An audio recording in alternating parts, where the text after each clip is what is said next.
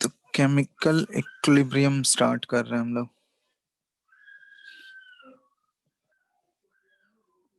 Lecture 1, ठीक है। तो देखो इक्विलिब्रियम मतलब क्या होता है। इक्विलिब्रियम टर्म से फेमिलियर हो तुम लोग? What do mean by equilibrium? When net force is zero. Sir जब नेट फोर्स जीरो होता है तो इक्विलिब्रियम। हाँ, नेट फोर्स जीरो होता है। अब देखो नेट फोर्स वो तो फिजिक्स के टर्म में बोले, केमिस्ट्री के टर्म में कोई भी केमिकल रिएक्शंस के टर्म में हम लोग इक्विलिब्रियम के बारे में बात करेंगे। तो केमिकल रिएक्शंस देखो दो टाइप्स के हमको कंसिडर कर। अगर इक्विलिब्रियम की बात कर रहे हैं तो रिएक्शन दोनों एंड से होना चाहिए। रिएक्टेंट से प्रोडक्ट भी कन्वर्ट होना चाहिए और product at the same time product जो बना वो प्रोडक्ट का भी कन्वर्जन होना चाहिए रिएक्टेंट में, तभी तो इक्विलिब्रियम स्टैब्लिश होगा ना।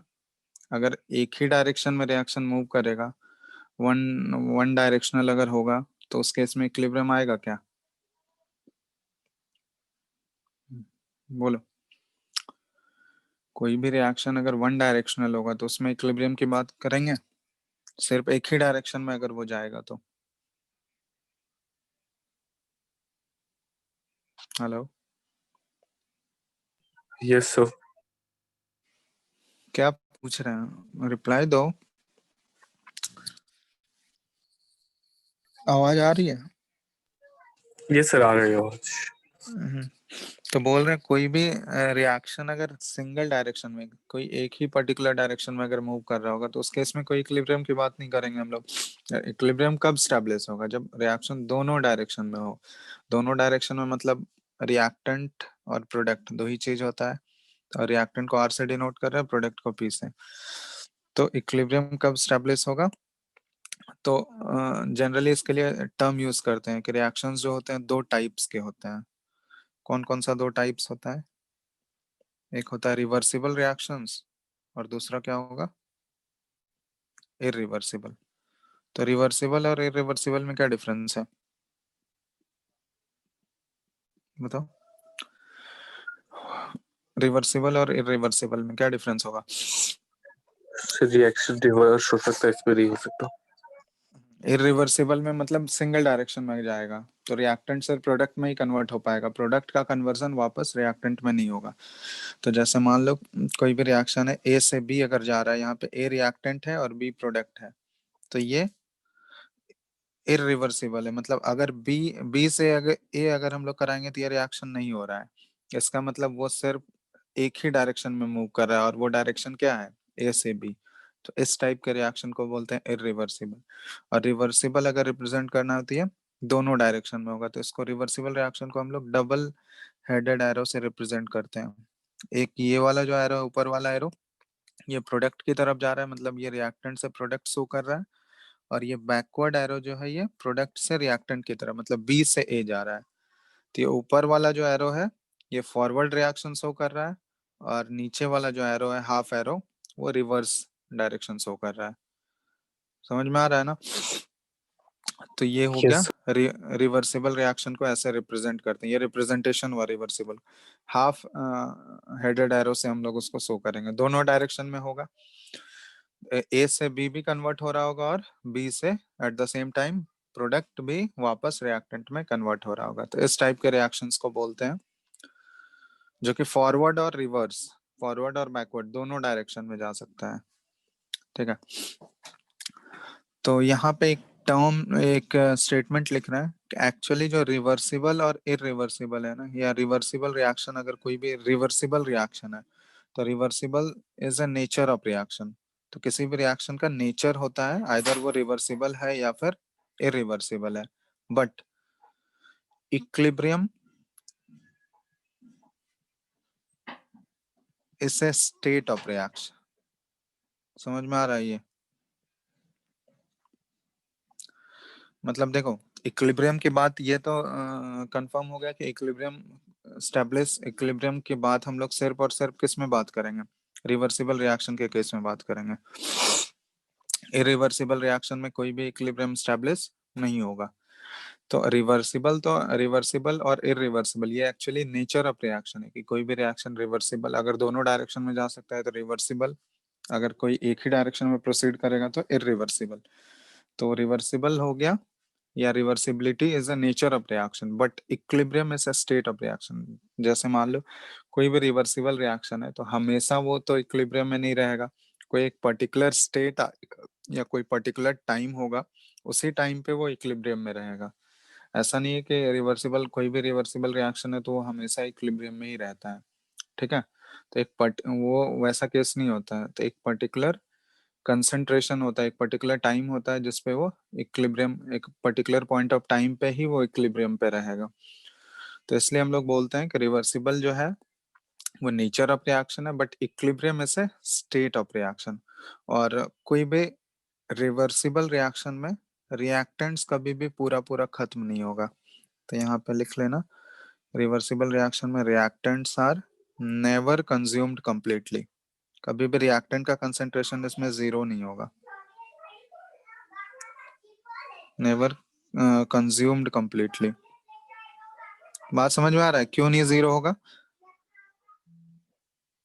बताओ। हेलो, बोलो। सर पता नहीं। ये पॉइंट कैसे बताइए? अरे पता नहीं मतलब सिंपल ऐसा कौन सा चीज लिख दिया, reactants are never consumed completely, क्योंकि रिवर्सिबल रिएक्शन में दोनों डायरेक्शन में जा रहा है। तो रिएक्टेंट भी प्रोडक्ट में कन्वर्ट हो रहा है, at the same time product भी तो कन्वर्ट हो रहा है रिएक्टेंट में। तो हमेशा कुछ ना कुछ तो रिएक्टेंट बचा हुआ ही रहेगा ना। Yes sir.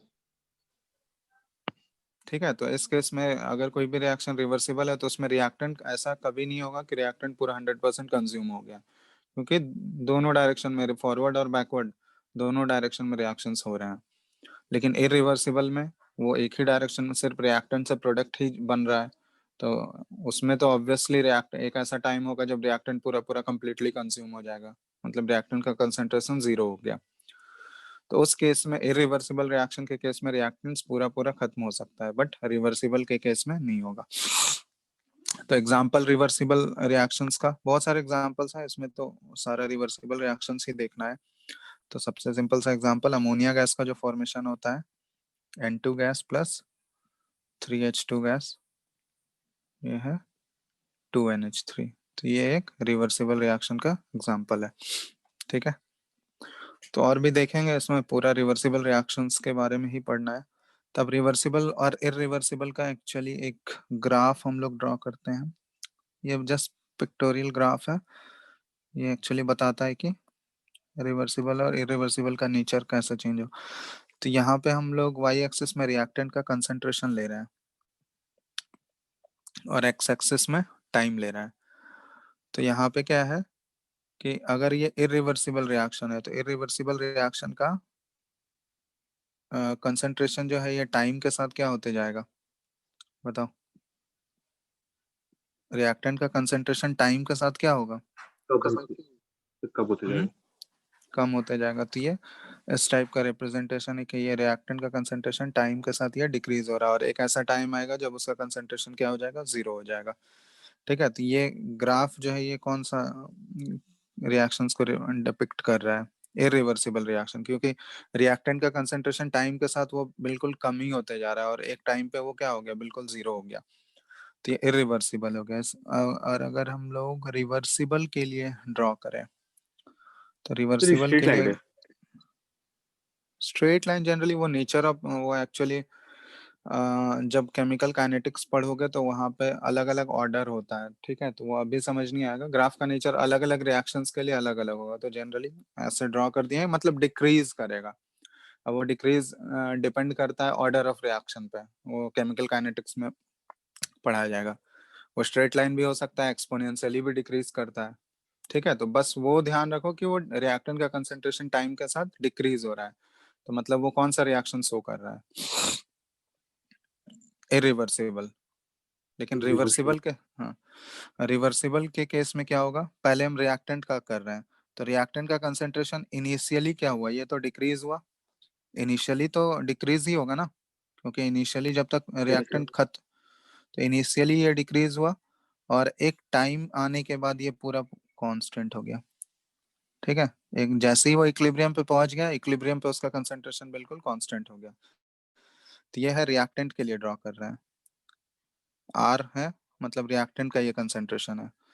अब उसी तरह प्रोडक्ट का कंसंट्रेशन, तो प्रोडक्ट का कंसंट्रेशन देखो ये टाइम के साथ क्या हुआ, इनिशियली बढ़ा, और इसमें भी एक ऐसा पॉइंट ऑफ टाइम आया जब इक्विलिब्रियम स्टैब्लिश हो गया, तो उसके बाद वो प्रोडक्ट का कंसंट्रेशन ये कांस्टेंट हो गया, तो ये प्रोडक्ट। तो मतलब ये पॉइंट जो है, जिस पॉइंट के बाद ये कंसंट्रेशन दोनों का कांस्टेंट हो गया है, रिएक्टेंट का भी और प्रोडक्ट का भी, तो ये क्या शो कर रहा है, ये पॉइंट क्या शो कर रहा है कि इस टाइम पे जो है, ये जो टाइम है, इस टाइम पे ये इक्विलिब्रियम अटेन कर चुका है, क्योंकि इक्विलिब्रियम अटेन करने के बाद कंसंट्रेशन जो है दोनों का कांस्टेंट हो जाएगा। ठीक है, समझ में आ रहा है? तो ये कंप्लीट ही लिख लेना यहाँ पे, आर और पी, मतलब ये है रिएक्टेंट का कंसंट्रेशन और ये है प्रोडक्ट का। ठीक है, तो ये किस टाइप के रिएक्शन को शो कर रहा है, रिवर्सिबल। रिवर्सिबल। तो ये कंसंट्रेशन वर्सेस टाइम का ग्राफ हम लोग प्लॉट किए, बात समझ में? चलो अब देखते हैं कुछ कुछ basic points related to equilibrium. ठीक है, इक्विलिब्रियम को और मतलब और भी कुछ इंपॉर्टेंट पॉइंट्स है रिलेटेड टू इक्विलिब्रियम। ठीक है,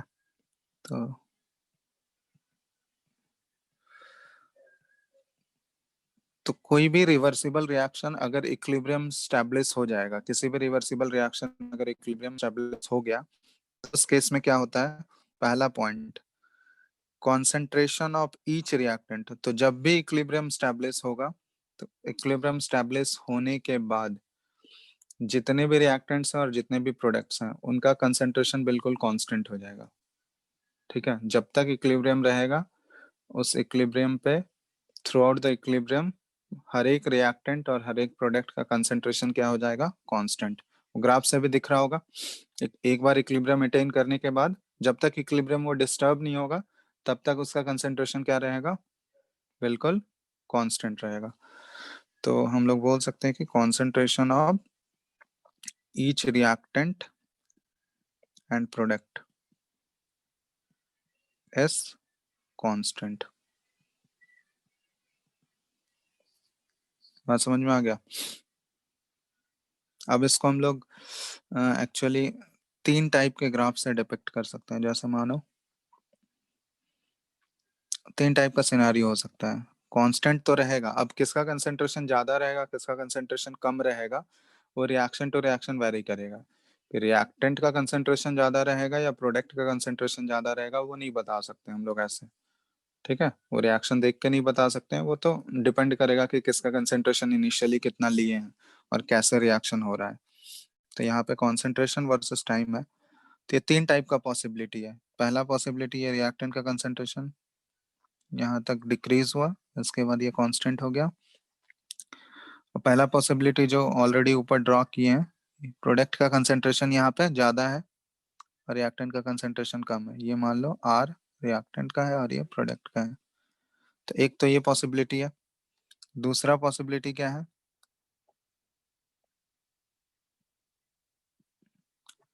कि दोनों का कंसेंट्रेशन बिल्कुल सेम भी हो सकता है, सेम बराबर होके कांस्टेंट हो जाए।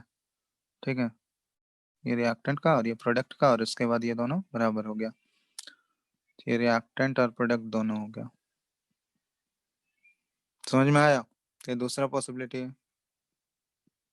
और तीसरा पॉसिबिलिटी कि रिएक्टेंट का कंसेंट्रेशन ज्यादा है और प्रोडक्ट का कंसेंट्रेशन कम है।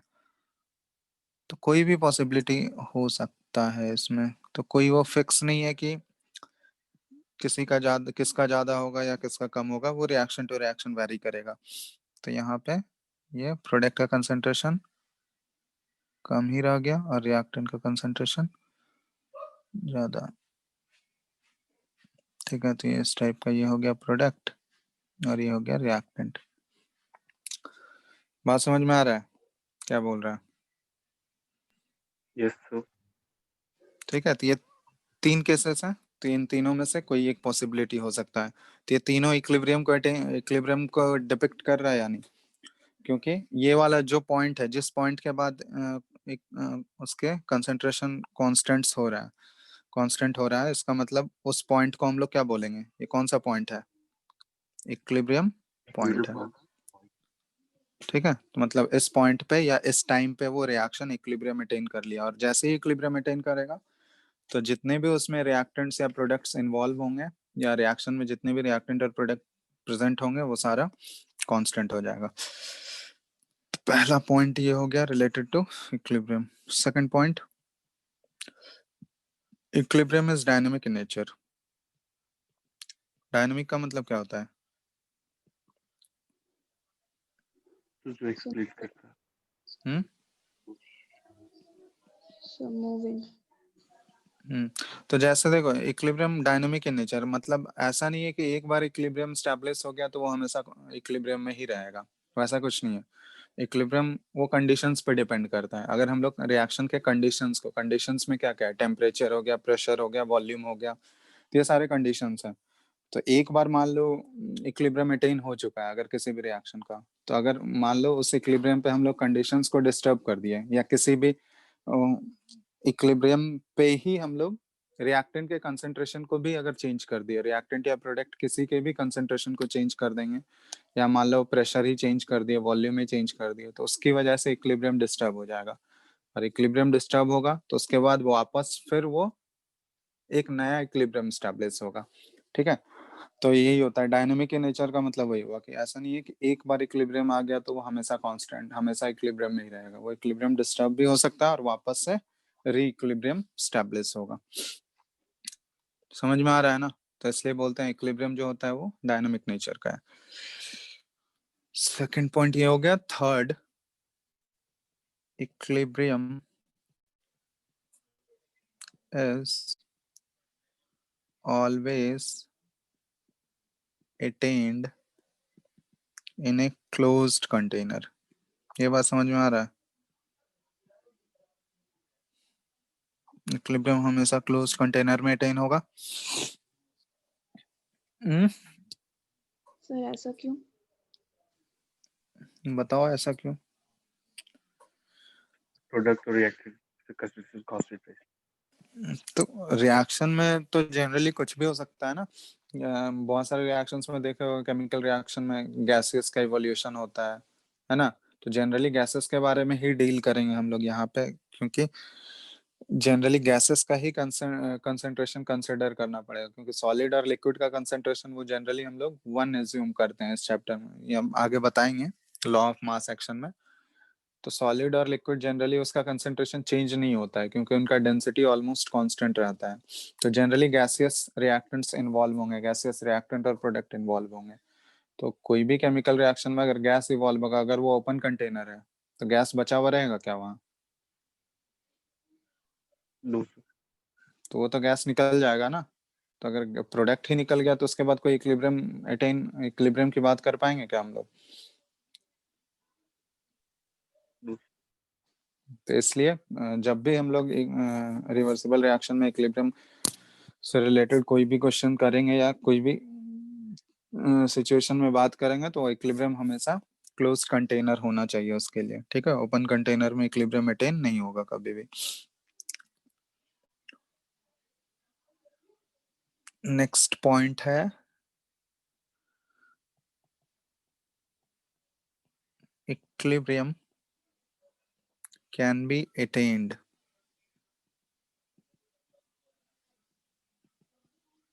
either by reactant side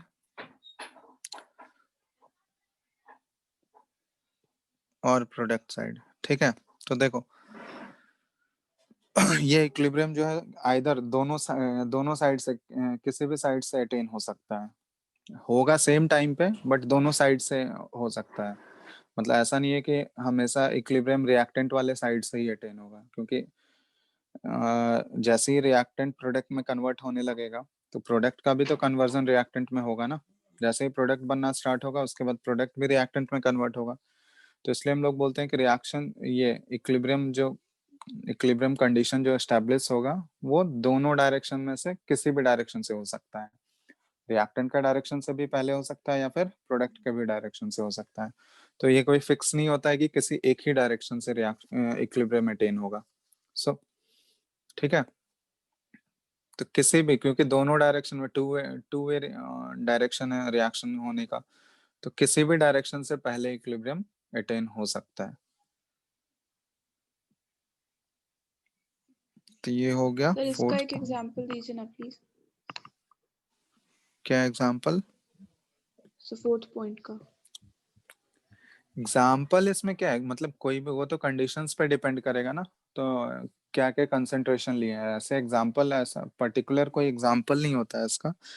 मतलब ये जस्ट स्टेटमेंट है कि इक्विलिब्रियम किसी भी डायरेक्शन से अटेन हो सकता है। मतलब जैसे मान लो कोई एक रिएक्शन ले लें, N2O4 ये कन्वर्ट हो रहा है 2NO2 में, ठीक है, N2O4 गैस, ये 2NO, तो इसमें दो डायरेक्शन, एक N2O4 NO2 में कन्वर्ट हो रहा है और at the same time NO2 का भी कन्वर्जन N2O4 में हो रहा है ना।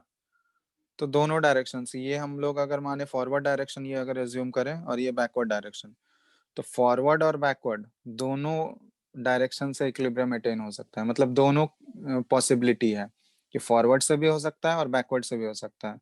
अब वो किस डायरेक्शन से इक्विलिब्रियम आ रहा है, कि आइदर वो रिएक्शन फॉरवर्ड जाने से इक्विलिब्रियम अटेन हो रहा है या फिर बैकवर्ड आने से इक्विलिब्रियम अटेन हो रहा है, वो डिपेंड करेगा कि कंडीशंस क्या क्या है रिएक्शन का। ठीक है, जब दोनों तरफ से होगा तभी तो इक्विलिब्रियम रहेगा ना। दोनों तरफ से होगा। मान लो एक बार अगर इक्विलिब्रियम स्टैब्लिश हो गया है, उसके बाद अगर हम लोग कंडीशंस चेंज कर दिए रिएक्शन का, समझ में आ रहा है? मान लो एक बार इक्विलिब्रियम पे है, कोई भी रिएक्शन इक्विलिब्रियम पे है, ठीक है, उसके बाद रिएक्शन के कंडीशंस को ही चेंज कर दिए, तो ऑब्वियसली इक्विलिब्रियम तो डिस्टर्ब होगा, इक्विलिब्रियम Yes, डिस्टर्ब होगा ना। और इक्विलिब्रियम अगर डिस्टर्ब होगा तो रिएक्शन वापस से इक्विलिब्रियम में जाने के लिए, तो आइदर वो फॉरवर्ड डायरेक्शन में मूव करेगा इक्विलिब्रियम में जाने के लिए या बैकवर्ड डायरेक्शन में मूव करेगा, वापस री इक्विलिब्रियम स्टैब्लिश होगा ना। yes, तो वापस से इक्विलिब्रियम रीस्टैब्लिश करने के लिए उसको तो या तो फॉरवर्ड डायरेक्शन मूव करना होगा या तो बैकवर्ड डायरेक्शन मूव करना होगा। yes. तो उस केस में क्या होगा, किसी एक डायरेक्शन से इक्विलिब्रियम आ सकता है ना, फॉरवर्ड भी जा सकता है इक्विलिब्रियम अटेन करने के लिए, बैकवर्ड भी आ सकता है। तो किसी पर्टिकुलर डायरेक्शन, वो डिपेंड करेगा कि उस समय का रिएक्शन कंडीशंस क्या है, वो हम लोग आगे देखेंगे कि कैसे डिटरमाइन करते हैं कि एक बार अगर इक्विलिब्रियम डिस्टर्ब हो गया तो वापस से इक्विलिब्रियम में आने के लिए रिएक्शन किस डायरेक्शन में मूव करता है, फॉरवर्ड या बैकवर्ड, वो उसके सर्टेन सेट ऑफ कंडीशंस होते हैं, उसको हम लोग ली चाटलियर्स प्रिंसिपल के अंदर पढ़ते हैं। ठीक है, तो वो सारा आगे बताया जाएगा कि रिएक्शन आइदर फॉरवर्ड मूव कर रहा है या बैकवर्ड मूव कर रहा है इक्विलिब्रियम रीस्टैब्लिश के लिए। ठीक है,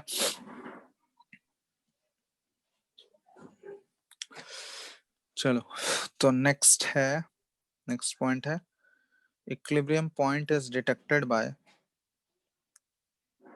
अब कोई भी केमिकल रिएक्शन हो रहा है तो उसमें इक्विलिब्रियम पॉइंट को डिटेक्ट करने के लिए या तो वहां पे कॉन्सेंट्रेशन चेंज हो रहा होगा, आइदर बाय कॉन्सेंट्रेशन, ये सारे कंडीशंस है, कॉन्सेंट्रेशन हो गया, प्रेशर हो गया, या फिर कलर चेंज हो गया, ये सारे चीजों से ये इंडिकेशन है कि इक्विलिब्रियम स्टैब्लिश हो गया। कॉन्सेंट्रेशन के टर्म में हम लोग अगर देखेंगे, अगर हम लोग कॉन्सेंट्रेशन मेजर कर रहे हैं तो उसमें अगर मान लो सारे रिएक्टेंट प्रोडक्ट का कॉन्सेंट्रेशन कांस्टेंट हो गया तो हम लोग बोल देंगे कि वो इक्विलिब्रियम अटेन कर लिया है।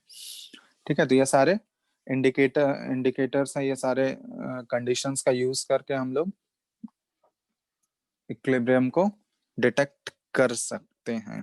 ठीक है, आइदर कॉन्सेंट्रेशन से या फिर प्रेशर से या फिर कलर चेंज, और भी बहुत सारे तरीके होते हैं। ठीक है, इक्विलिब्रियम को स्टडी करने के लिए, तो वो सारा एक्सपेरिमेंटल बेसिस पे है कि एक्सपेरिमेंट्स करते हैं और उसके बाद जो जो ऑब्जर्वेशंस आता है उस ऑब्जर्वेशंस के बेसिस पे हम लोग फाइंड आउट करते हैं कैलकुलेशन करके कि वो इक्विलिब्रियम पे है या नहीं है। नेक्स्ट पॉइंट है एफ। तो जब भी इक्विलिब्रियम होगा, तो कोई भी रिएक्शन अगर इक्विलिब्रियम अटेन कर लिया है तो उस केस में उसका रेट ऑफ फॉरवर्ड रिएक्शन, ये बहुत इंपॉर्टेंट पॉइंट है, rate of forward reaction is equal to rate of backward reaction, rate of backward reaction. ये बात समझ में आ रहा है कि जब भी इक्विलिब्रियम पे होगा कोई भी रिएक्शन, तो इक्विलिब्रियम पे क्या होगा कि जिस रेट से, जिस स्पीड से रिएक्टेंट का कन्वर्जन प्रोडक्ट में हो रहा होगा और at the same time product का कन्वर्जन रिएक्टेंट में हो रहा है, तो वो रेट हमेशा क्या होगा, इक्वल होगा। ठीक है। सर इक्विलिब्रियम में जाने के बाद फिर से क्यों होगा ये काम? क्या सर जब एक बार वो इक्विलिब्रियम में चला गया तो फिर ये चीज दोबारा होगा? क्या चीज दोबारा होगा? Forward reaction, backward reaction. अरे ये इक्विलिब्रियम पे ही बात कर रहे हैं ना हम लोग। कोई भी रिएक्शन अगर इक्विलिब्रियम पे है तो उस इक्विलिब्रियम कंडीशन पे ही बात कर रहे हैं कि इक्विलिब्रियम कंडीशन पे कोई भी रिएक्शन है अगर, तो उस केस में क्या हो रहा होगा, उसका जिस रेट से वो रिएक्टेंट प्रोडक्ट में कन्वर्ट हो रहा होगा उसी रेट से प्रोडक्ट भी रिएक्टेंट में कन्वर्ट हो रहा होगा। तो रेट सेम होगा दोनों का अगर इक्विलिब्रियम पे कोई भी रिएक्शन है तो। मतलब जैसे ये रिएक्शन कंसिडर करो, तो मान लो ये रिएक्शन इक्विलिब्रियम पे है, तो अगर इक्विलिब्रियम पे है तो हम लोग ये बोल सकते हैं कि जिस रेट से N2O4 NO2 में कन्वर्ट हो रहा है उसी रेट से NO2 का भी कन्वर्जन N2O4 में हो रहा होगा। तो इन दोनों का रेट ऑफ कन्वर्जन जो है, rate of conversion of reactant to product must be equal to rate of conversion of product to reactant at the state of equilibrium. ठीक है। तो ये Yes, sir. बोलने का।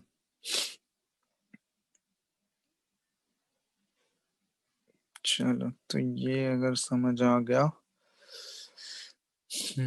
तो उसके बाद हम लोग नेक्स्ट पॉइंट, जैसे मान लो रेट के टर्म में अगर हम लोग बात करें, तो देखो रेट एक्चुअली ये केमिकल काइनेटिक्स का पार्ट है। ठीक है, देख लो, जस्ट बता देते हैं, किसी भी रिएक्शन का रेट जो होता है ना, ये डायरेक्टली प्रोपोर्शनल टू कॉन्सेंट्रेशन होता है। तो रेट ऑफ फॉरवर्ड रिएक्शन अगर हम लोग बात करें, RF मतलब ये रेट ऑफ फॉरवर्ड है। ठीक है, तो rate of forward reaction will be directly proportional to reactant का कंसेंट्रेशन होगा, और rate of backward reaction will be directly proportional to product का कंसेंट्रेशन होगा। ठीक है, अब यहाँ पे एक्चुअली रेस टू पावर भी होता है, कुछ पावर भी आता है ऊपर में, तो वो पावर को ऑर्डर बोलते हैं। तो ऑर्डर ऑफ द रिएक्शन में अभी हम नहीं जा रहे हैं क्योंकि वो सारा क्लास 12th का टॉपिक है, केमिकल काइनेटिक्स, वहां पे पढ़ोगे। तो ये जस्ट ये चीज ध्यान देना कि अगर कोई भी इक्विलिब्रियम में अगर हम लोग बात कर रहे हैं तो rate of forward must be equal to rate of backward. ये RF और RB इन दोनों का रेट जो होना चाहिए इक्विलिब्रियम पे ये इक्वल होना चाहिए। तो बस इन चीज इसी चीज को ये ध्यान में रखना। ठीक है। तो जैसे Yes, sir. मान लो हम कुछ ग्राफ्स ड्रॉ कर रहे हैं, इसमें बताना कि ये इक्विलिब्रियम पॉइंट को कन्वे कर रहा है या डिपिक्ट कर रहा है या नहीं कर रहा है। तो ये रेट वर्सेस टाइम ये ग्राफ प्लॉट किए हैं। R है ये रेट y एक्सिस पे, वर्सेस टाइम है।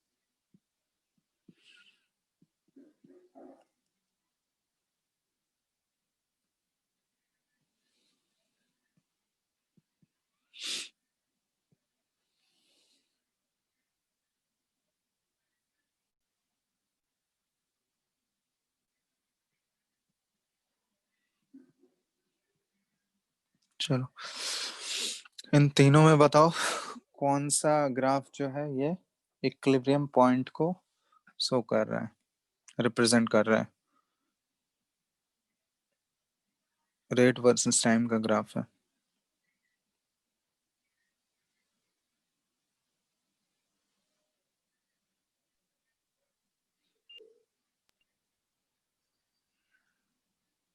T first. फर्स्ट सेकंड या थर्ड? फर्स्ट। सिर्फ फर्स्ट? तीनों सोच लो, लगे। अच्छा से और सोच लो। बताओ, बाकी लोग भी बताओ यार, तुम लोग चुप रहते हो सर, बाकी लोग भी रेस्पॉन्ड करो। बैठ के कहानी नहीं सुनना है सर। बताओ बताओ जल्दी, इस सब में टाइम नहीं लगाओ।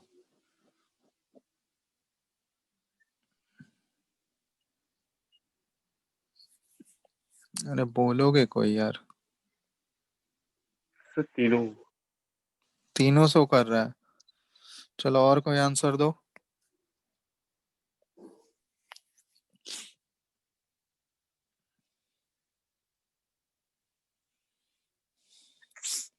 अब क्या एक एक करके पूछना होगा क्या?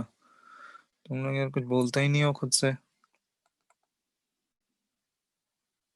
बताओ, और कोई आंसर है किसी का, कुछ अलग इससे? सर तीनों शो कर रहा है। तीनों शो कर रहा है तो इक्विलिब्रियम। First first first. अरे यार, जो स्टेटमेंट लिखाते हैं वो तो एटलीस्ट ढंग से पढ़ लो। रेट वर्सेस टाइम है, रेट वर्सेस टाइम में क्या लिखा गया है कि जब भी इक्विलिब्रियम होगा, कोई भी रिएक्शन इक्विलिब्रियम अटेन कर चुका है, तो उस केस में रेट ऑफ फॉरवर्ड और रेट ऑफ बैकवर्ड हमेशा इक्वल होना चाहिए। Yes sir. तो rate of forward is equal to rate of backward कौन सा ग्राफ में है? तीनों में है क्या? फर्स्ट। पहले वाले ही ग्राफ में सिर्फ हो रहा है ना, rate of forward equal to rate of backward. ऐसा थोड़ी बोला गया है वहां पे कि रेट ऑफ फॉरवर्ड कांस्टेंट होना चाहिए, रेट ऑफ बैकवर्ड कांस्टेंट होना चाहिए, दोनों अलग अलग होना चाहिए। वो तो कंसंट्रेशन के टर्म में था ना। Yes sir. यहाँ तो रेट वर्सेस टाइम का ग्राफ है, तो रेट ऑफ फॉरवर्ड और रेट ऑफ बैकवर्ड इक्विलिब्रियम पे हमेशा ही इक्वल होगा, ये चीज ध्यान देना। और तो पहला ही रिएक्शन सिर्फ, सॉरी पहला ही ग्राफ सिर्फ ये दोनों को इक्वल शो कर रहा है, तो ये ग्राफ जो है ये इक्विलिब्रियम रिप्रेजेंट कर रहा है, बाकी सारे ग्राफ्स इक्विलिब्रियम को रिप्रेजेंट नहीं कर रहा है। ठीक है,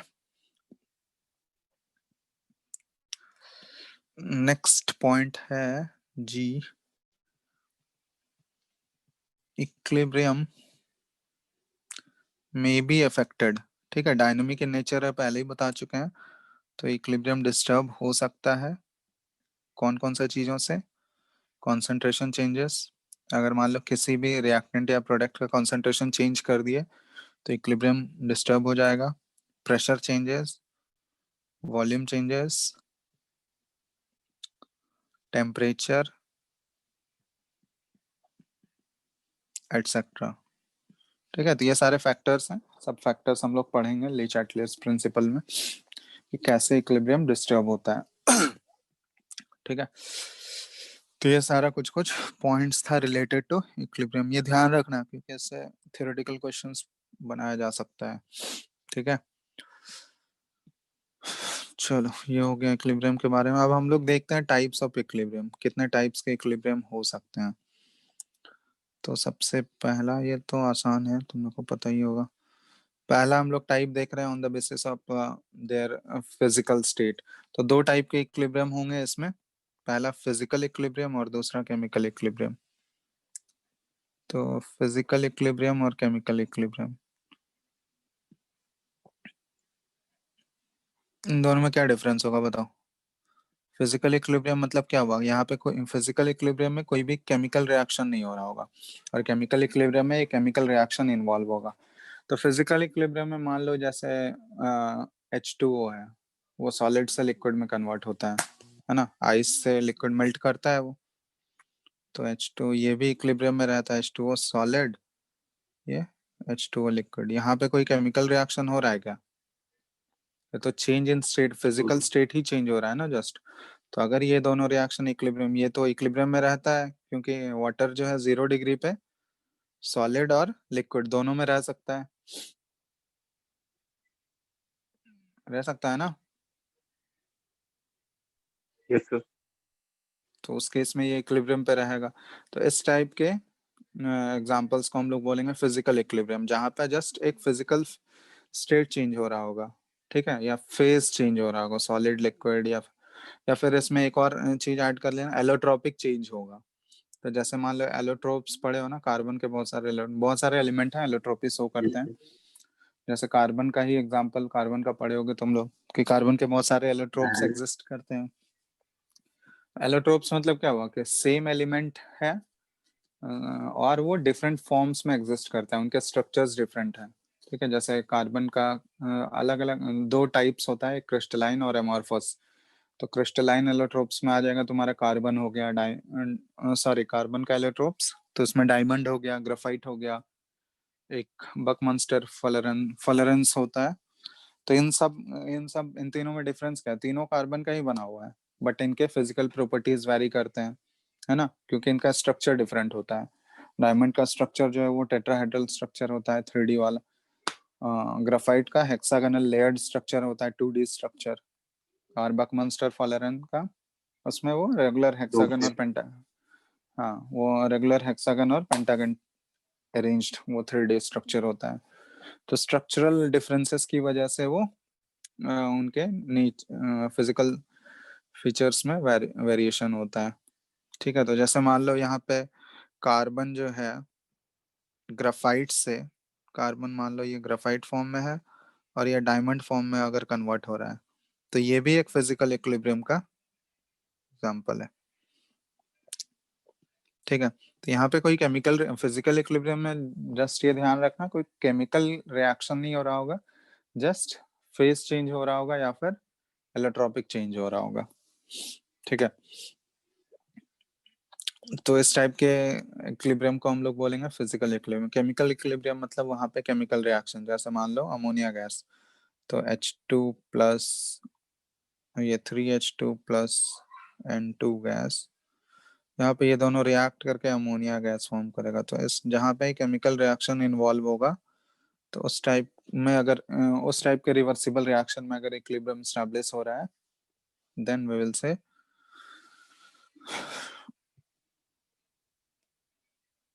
क्या बोलेंगे इसको, केमिकल इक्विलिब्रियम बोलेंगे।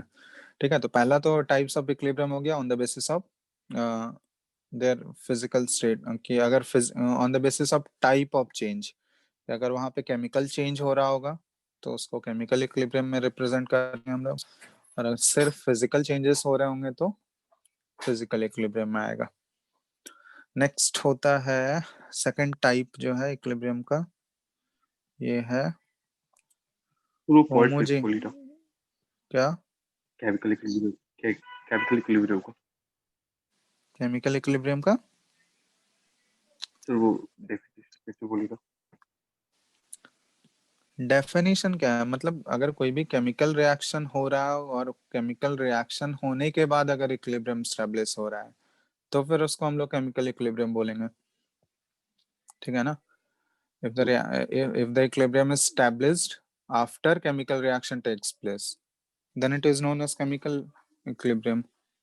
ठीक है, केमिकल रिएक्शन होने के बाद जो इक्विलिब्रियम स्टेब्लिश होगा तो उसको सिंपली लिख लो बस ऐसे ही।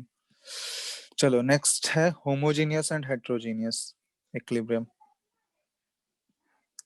चलो इसमें बताओ ये दोनों में क्या डिफरेंस होगा, होमोजीनियस और हेट्रोजीनियस। सर ये होमोजेनियस में सर सारे आइडेंटिकल कैरेक्टरिस्टिक होते हैं, लेकिन हेटेरोजेनियस में नहीं।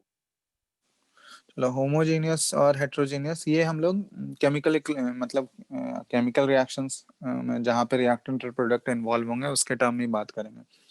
तो अगर सारे रिएक्टेंट और प्रोडक्ट सेम फेज में हैं eight the state of equilibrium, जब भी इक्विलिब्रियम स्टैब्लिश हुआ है तो सारे रिएक्टेंट और प्रोडक्ट अगर सेम फेज में, सेम फेज मतलब आइदर सॉलिड लिक्विड या गैस, तो अगर सारे रिएक्टेंट और प्रोडक्ट इक्विलिब्रियम के टाइम पे सेम फेज में होंगे तो उस टाइप के रिएक्शन को बोलेंगे या उस टाइप के इक्विलिब्रियम को बोलेंगे होमोजीनियस।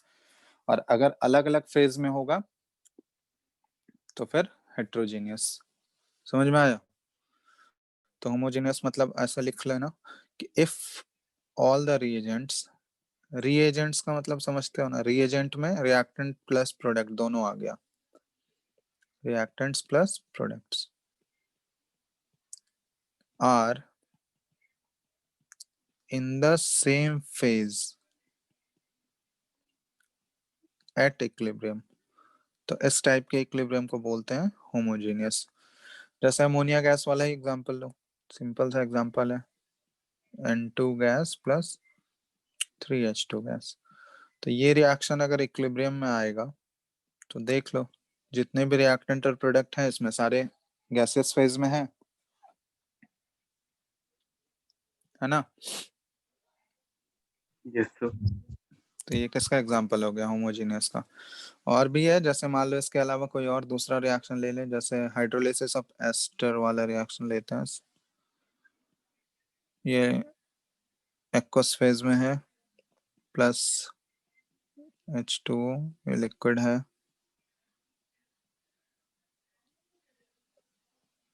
ठीक है, तो एक्वस एक्वस मतलब चलो लिक्विड ही लिख लो इसको, नहीं तो कंफ्यूजिंग होगा, क्योंकि एक्वस मतलब वो तो लिक्विड ही हुआ ना। वाटर सॉल्वेंट है तो उसको एक्वस बोल देते हैं, बट है तो वो लिक्विड फेज ही है ना। यस। ठीक है, चलो तो ये भी हो गया। जब भी इसमें इक्विलिब्रियम अटेन होगा तो इक्विलिब्रियम के टाइम पर सारे रिएक्टेंट और प्रोडक्ट सारे क्या हैं, लिक्विड फेज में है, तो ये भी होमोजेनियस इक्विलिब्रियम का एग्जांपल हो गया। तो इस टाइप के इक्विलिब्रियम को बोलते हैं होमोजेनियस। नेक्स्ट होता है heterogeneous.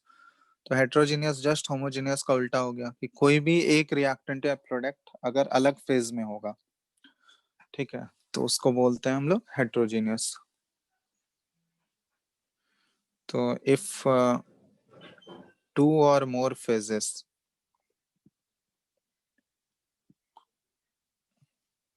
are present at equilibrium, अगर इक्विलिब्रियम पे दो या दो से ज्यादा फेजेस प्रेजेंट है तो उसको हेट्रोजीनियस बोलेंगे। जैसे मान लो एग्जांपल दो तो इसमें कोई, जैसे कार्बन है, carbon solid plus CO2 gas, तो ये बना रहा है कार्बन मोनोऑक्साइड, ये दोनों इक्विलिब्रियम पे है। तो ये हेट्रोजीनियस हो गया, क्योंकि इक्विलिब्रियम के टाइम पे कार्बन सॉलिड में है और CO2 और CO जो है ये गैस में है, तो ये हेट्रोजीनियस हो गया। ठीक है, यस सर। समझ आ रहा है कि नहीं बात? सिंपल सा चीज है, सब में कुछ है नहीं। Yes sir. सब में अगर कंफ्यूज करोगे तब तो फिर आगे दिक्कत हो जाएगा। चलो, तो ये सब तो बेसिक चीज था। अब जो इम्पोर्टेंट चीज है उस पे हम लोग आगे बढ़ते हैं, जिसपे न्यूमेरिकल सॉल्व करना है, मतलब जिसको यूज करके। तो नेक्स्ट सबसे इम्पोर्टेंट चीज है इस चैप्टर का, law of mass action.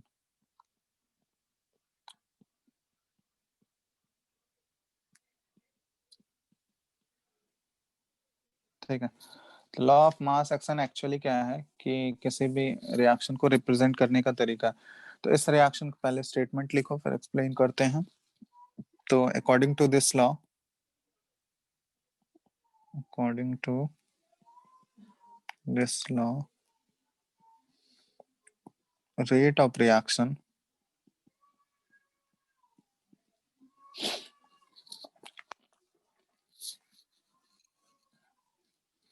is rate of reaction at a given temperature.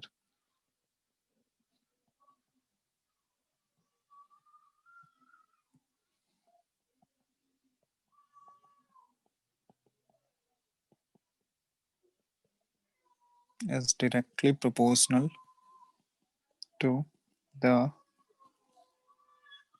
product of active masses, product of active masses of reactants raised to the power equal to stoichiometric coefficients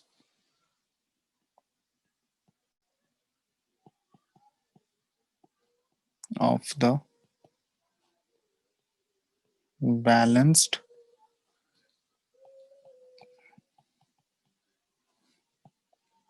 chemical equation at particular instant of reaction.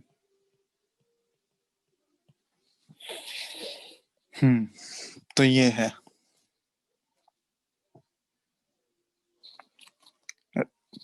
चलो तो अब इसको देखो कैसे explain करते हैं। तो actually law of mass action है, मतलब इसी के अकॉर्डिंग कोई भी रिएक्शन जो है गवर्न होता है। ठीक है, तो यहाँ पे एक टर्म यूज किया जा रहा है एक्टिव मासेस। तो एक्टिव मासेस एक्चुअली है कुछ नहीं, एक्टिव मासेस जनरली कंसंट्रेशन ही हम लोग ले लेते हैं। तो एक्टिव मासेस को ऐसे डिफाइन अगर करना चाहो तो वो एक्चुअली वो पार्ट होता है किसी भी एक्टिव मास को हम लोग जनरली कंसंट्रेशन ही बोलते हैं। तो एक्टिव मास एक्चुअली होता है कि वो इफेक्टिव कंसंट्रेशन जो एक्चुअली रिएक्शन में पार्टिसिपेट करता है। तो कभी कभी होता है कि कोई भी रिएक्टेंट अगर लिए तो उसका 100% पार्टिसिपेशन नहीं होता है रिएक्शन में। ठीक है, तो उस केस में एक्टिव मासेस कम हो जाता है और कंसंट्रेशन वो जो होगा वो डिफरेंट होगा और एक्टिव मास डिफरेंट होगा। बट जनरली थ्योरेटिकली हम लोग क्या लेते हैं, जितना भी कंसंट्रेशन दिया रहेगा किसी भी रिएक्टेंट या प्रोडक्ट का, तो उसको हम लोग 100% ही एज्यूम करके चलते हैं कि 100% ही रिएक्शन में पार्टिसिपेट कर रहा होगा। ठीक है, तो इसलिए एक्टिव मास जो कंसंट्रेशन होगा उसको एक्टिव मास ही एज्यूम कर लेते हैं हम लोग। लेकिन इफेक्टिवली अगर बात करें हम लोग, एक्टिव मास एक्चुअल में क्या है कि जितना इफेक्टिव कंसंट्रेशन रिएक्शन में पार्टिसिपेट हो रहा है, रिएक्शन में पार्टिसिपेशन कर रहा है, तो उसको एक्टिव मास बोलते हैं। तो यहाँ पे क्वेश्चन सॉल्व करने के लिए एक्टिव मास जनरली कंसंट्रेशन के इक्वल ही ले सकते हो। ठीक है, यहाँ पे कोई डिफरेंस नहीं होगा। तो active mass will be directly equal to concentration. तो देखो जैसे कोई भी एक रिएक्शन ले रहे हैं, फॉर एग्जांपल जनरल कोई भी रिएक्शन ले रहे हैं, बैलेंस्ड रिएक्शन होना चाहिए। तो ये a plus b b c plus d और डी। आवाज आ रहा है ना? हेलो? Yes, sir. चलो यहाँ देखो, तो ये है बैलेंस केमिकल इक्वेशन किसी भी गिवन टेम्परेचर पे। तो यहाँ पे क्या बोला गया है, अकॉर्डिंग टू दिस लॉ इसका जो रेट ऑफ रिएक्शन होगा किसके डायरेक्टली प्रोपोर्शनल होगा, will be directly proportional to the product of active masses या product of concentration of reactants। तो रिएक्टेंट यहाँ पे दो रिएक्टेंट है A और B, तो इन दोनों का प्रोडक्ट होगा और raise to power equal to stoichiometric coefficients. तो A का स्टोक्योमेट्रिक कोफिशिएंट यहाँ पे A है, तो ये A इसके पावर में चला जाएगा। B का स्टोक्योमेट्रिक कोफिशिएंट B है, तो B इसके पावर में चला गया। यही है according to law of mass action. किसी भी रिएक्शन का रेट ऑफ रिएक्शन जो होगा वो उसके रिएक्टेंट के कंसंट्रेशन रेज टू उसका स्टोक्योमेट्रिक कोफिशिएंट्स। ठीक है, और जितने भी रिएक्टेंट्स होंगे, अगर एक रिएक्टेंट है तो सिर्फ एक ही रिएक्टेंट आएगा, एक से ज्यादा रिएक्टेंट है तो उन सबका प्रोडक्ट लेना होगा हमको। ठीक है, और यहाँ पे प्रोपोर्शनैलिटी साइन हटाएंगे तो एक कांस्टेंट आता है जिसको रेट कांस्टेंट बोला जाता है, rate of reaction. Proportionality sign हटाओगे तो एक कांस्टेंट आता है k, और यहाँ पे a पे पावर a इंटू b पे पावर b। और ये k क्या है, ये रिएक्शन कोशेंट है या फिर रेट कांस्टेंट है, सॉरी रिएक्शन कोशेंट नहीं, रेट कांस्टेंट या फिर velocity constant of the reaction at that temperature. ठीक है, तो यही हुआ लॉ ऑफ मास एक्शन। अब यहाँ पे देखो चीज यहाँ पे ध्यान देना लॉ ऑफ मास एक्शन में। हाँ, यहाँ पे एक और चीज है कि सॉलिड और लिक्विड, ठीक है, सॉलिड और लिक्विड का जैसे एक चीज बता रहे थे कि द एक्टिव मासेस, ये नोट करके लिख लेना।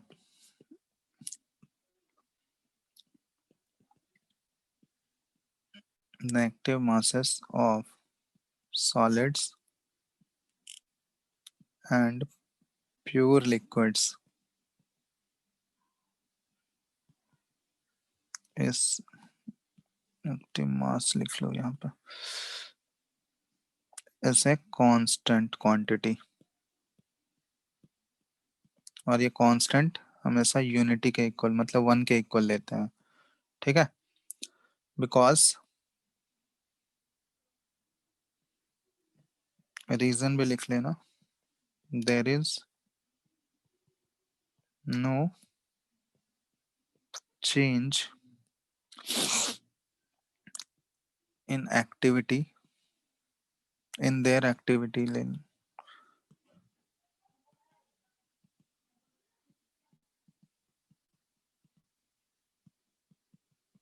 Activities with the change in quantity or volume of vessel as density of pure solids and liquids is constant and molecular mass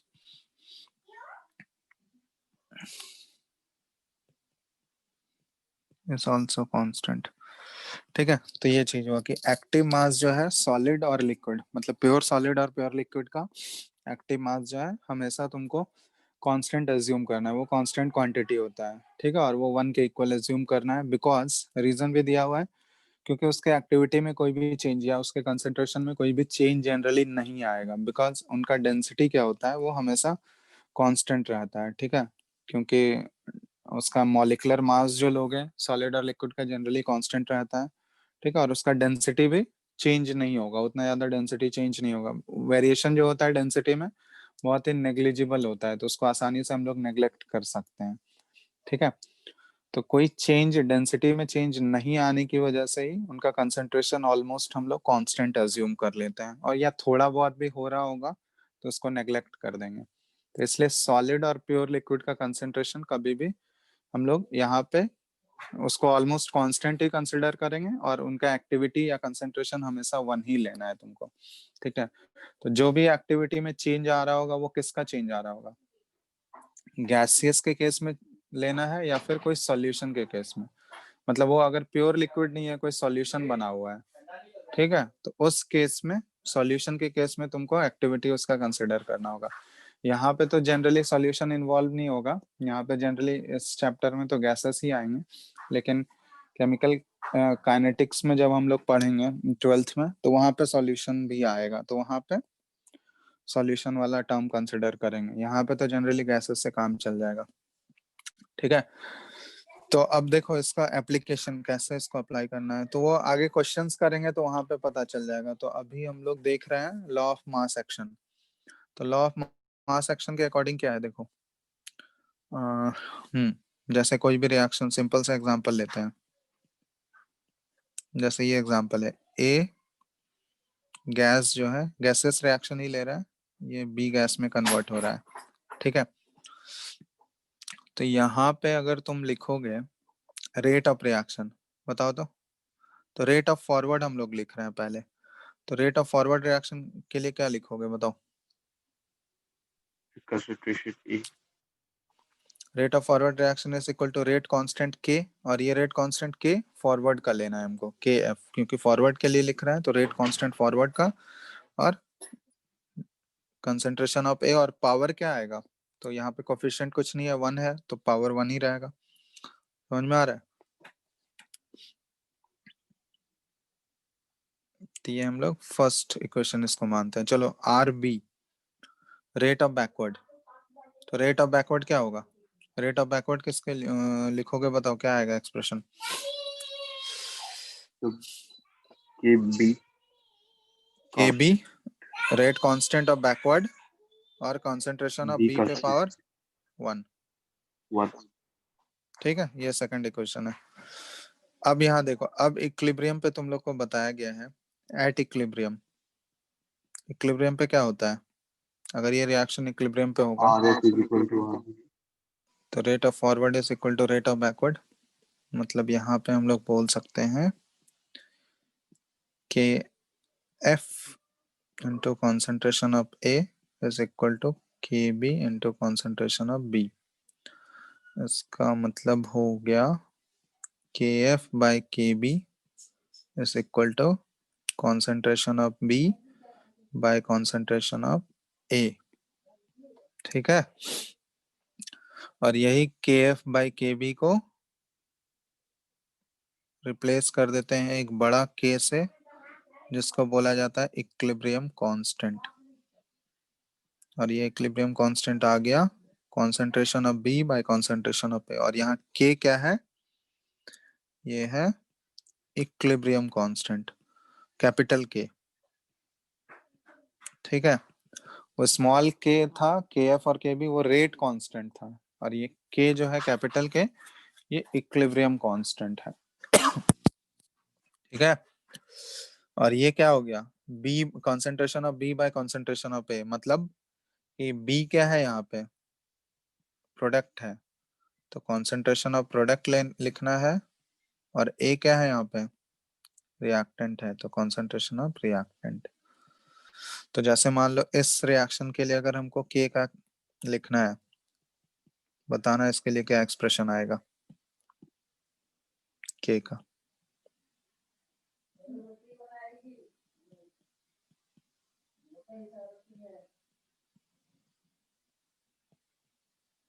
बताओ इसके लिए के का एक्सप्रेशन क्या आएगा।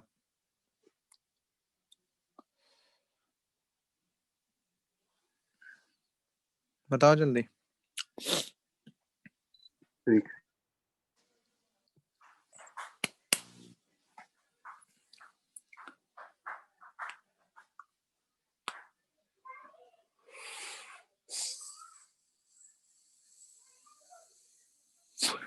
अरे इतना क्या सोच रहे हो, प्रोडक्ट वाला ऊपर लिखना है हमको, नीचे तो product concentration of C raised to power C, concentration of D raised to power D by concentration of A raised to power A, concentration of B raised to power B।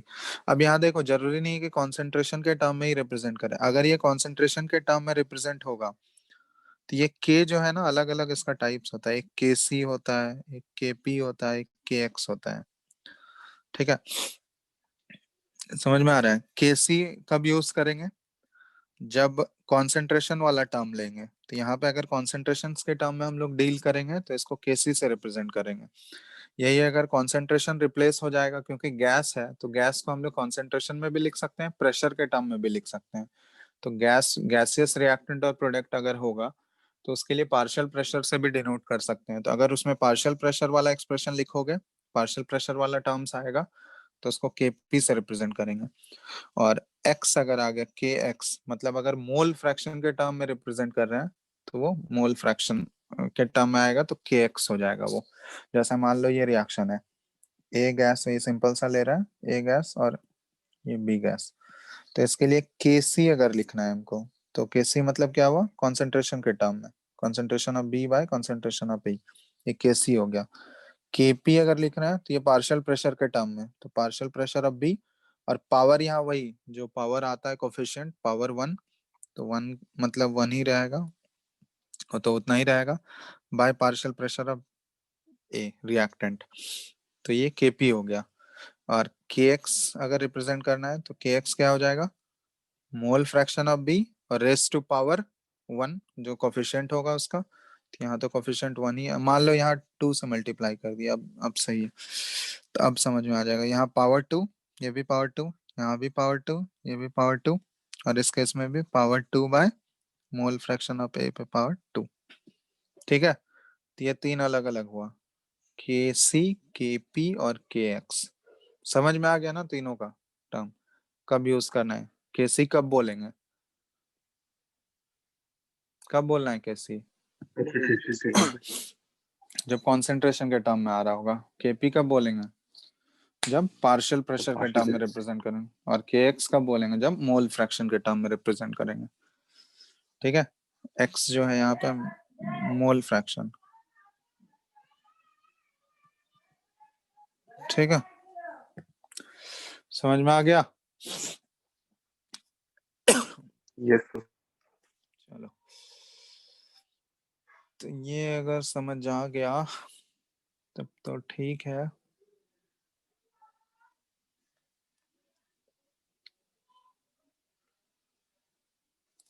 हम्म,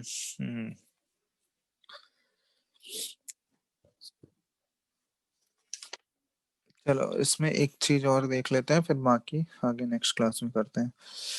हाँ, ये है, जैसे मान लो कोई भी जनरल इक्वेशन लेते हैं हम लोग, ये सिंपल यही वाला ले रहा है, ए गैस वाला ही लेते हैं, बी गैस, ये सी गैस और प्लस, ठीक है। तो यहाँ पे एक डेल्टा एन जी हम लोग डिफाइन करते हैं। डेल्टा एन जी जो है ना, ये गैस के लिए सिर्फ यूज करोगे, जी सब्सक्रिप्ट लगा हुआ है, मतलब गैसियस रिएक्शन के लिए यूज करना है। तो डेल्टा एन जी क्या होता है? Sum of stoichiometric coefficient of gaseous product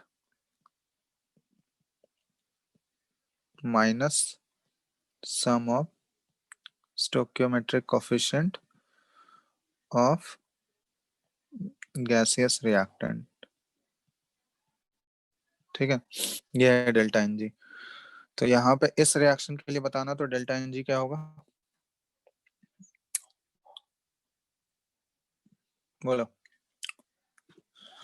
इस रिएक्शन के लिए डेल्टा एन जी क्या हो जाएगा? C plus D minus A plus B. So C plus D minus C plus D minus A plus A B, minus B. ठीक है। ये हो जाएगा सी प्लस डी माइनस ए प्लस बी, ठीक है। तो ये इसी को बोलते हैं डेल्टा एन जी। अब देखते हैं केपी कैसी और के एक्स का यूनिट कैसे निकाल सकते हैं हम लोग। तो इस रिएक्शन के लिए सबसे पहले केसी अगर लिखोगे तो केसी क्या आ जाएगा? कॉन्सेंट्रेशन ऑफ सी पे पावर सी, डी पे पावर डी, बाय ए पे पावर ए और बी पे पावर बी, ठीक है। तो अब देखो यहाँ पे इसको हम लोग लिख सकते हैं, हम यूनिट निकाल रहे हैं, ठीक है। के पी, ये के सी के पी और के एक्स का यूनिट। तो कॉन्सेंट्रेशन वाला अगर टर्म होगा तो कॉन्सेंट्रेशन का यूनिट क्या होता है बताओ तो? मोल्स पर लीटर ही होता है। जब भी कॉन्सेंट्रेशन रिप्रेजेंट करोगे मोल्स पर लीटर के फॉर्म में ही करोगे ना। तो ऊपर भी मोल्स पर लीटर, नीचे भी मोल्स पर लीटर। ऊपर का जो मोल्स पर लीटर है उस पर पावर क्या होगा? सी प्लस डी होगा। Yes, sir. Yes, sir. Product में है तो पावर ऐड हो जाएगा ना। और तो नीचे बेस जो क्या बोला मोल्स, चाहिए? क्या? तो CD अगर सेव होगा तब तो बेस यूनिट के टर्म में बात कर रहे हैं ना, तो दोनों का यूनिट तो मोल्स पर लीटर ही है। यस दोनों का यूनिट तो सी और डी, दोनों का यूनिट तो मोल्स पर लीटर ही होगा ना कंसंट्रेशन का।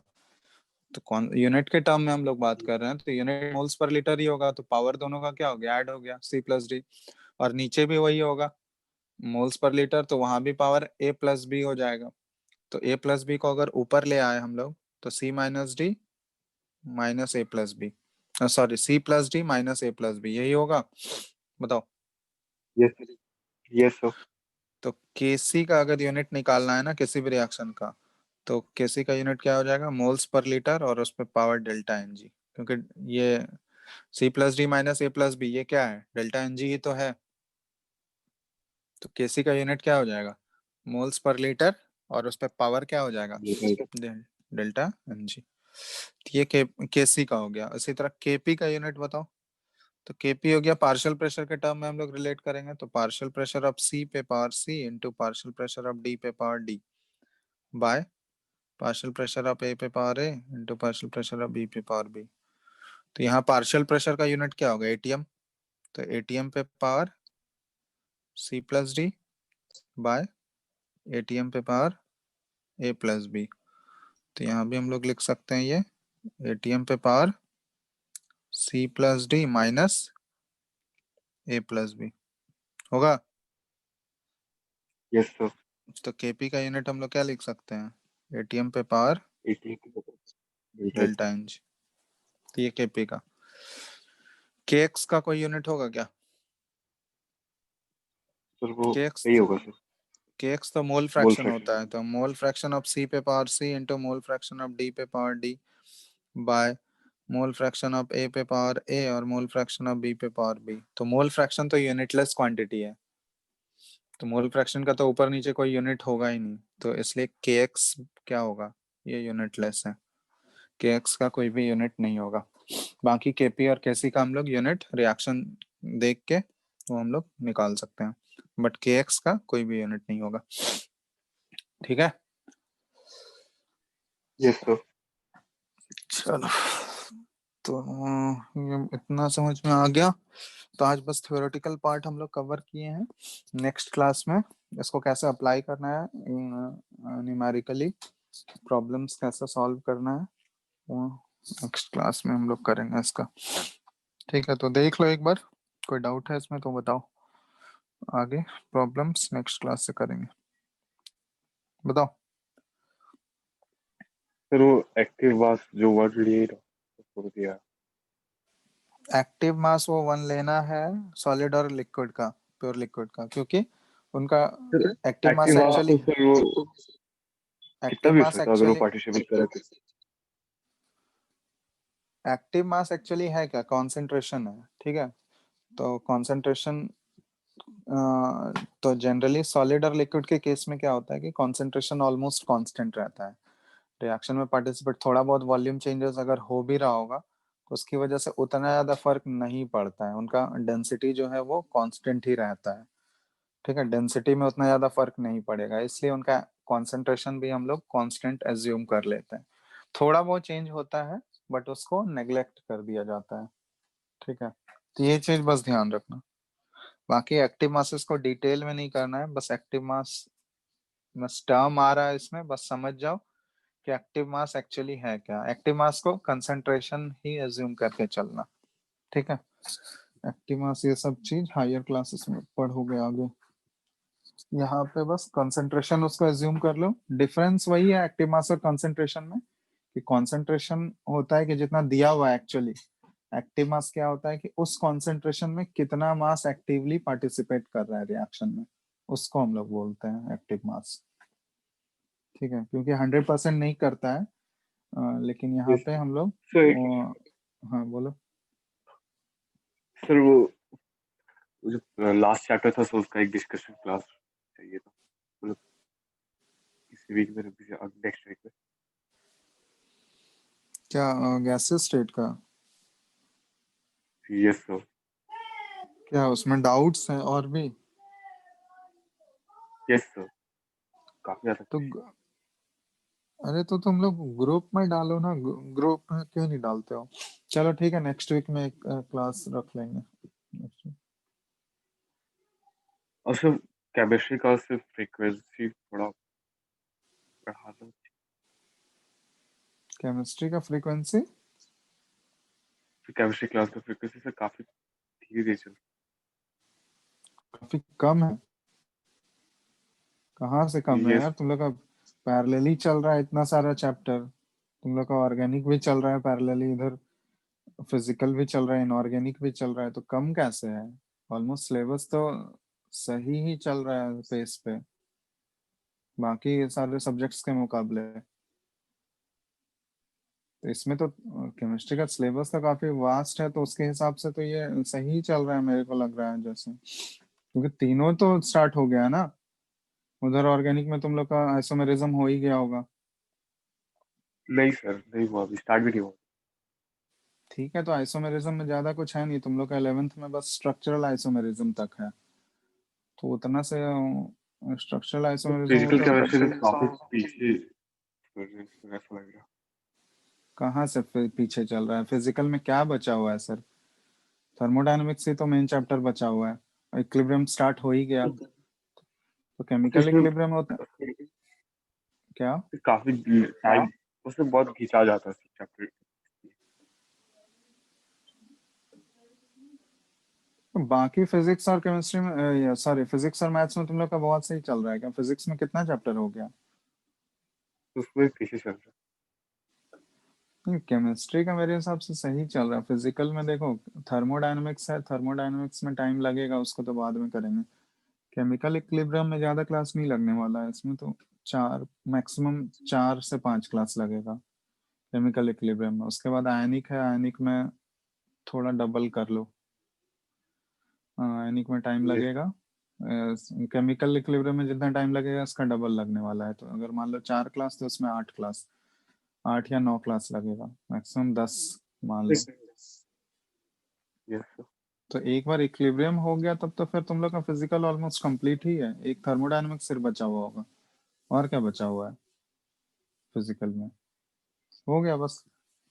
तो मेन तो 2 ही चैप्टर होता है फिजिकल में, थर्मोडायनेमिक्स और इक्विलिब्रियम। तो इक्विलिब्रियम तुम लोग का हो जाएगा कंप्लीट नेक्स्ट मंथ तक में। दिसंबर में तो क्लास लगेंगे, हर वीक में तो तुम लोग का 2 क्लास रहता ही है। ठीक कर दीजिए ना। अब 3, अब ठीक। बाकी अदर सब्जेक्ट्स भी देखना पड़ेगा ना, ऐसे कैसे कर देंगे तुम लोग का। फिर वो ऑर्गेनिक का भी क्लास लगता है, तो केमिस्ट्री का तो मैक्सिमम 5 ही क्लास लग सकता है एक वीक में। तो मान लो तो ऑर्गेनिक इनऑर्गेनिक कोई एक ही लगता दोनों में। हाँ, तो एक एक भी लगता है तो देखना पड़ेगा, वो मैनेज करके ठीक है बोल देंगे। ठीक है, बात कर लेंगे एक बार सर से। Yes sir. चलो, और सब Thank you. ठीक है क्या? चलो फिर ठीक है, आगे नेक्स्ट क्लास में करते हैं। ठीक है, नेक्स्ट क्लास में इसके क्वेश्चंस करेंगे। Yes sir. चलो, thank you sir. Thank you, thank you sir. Thank you.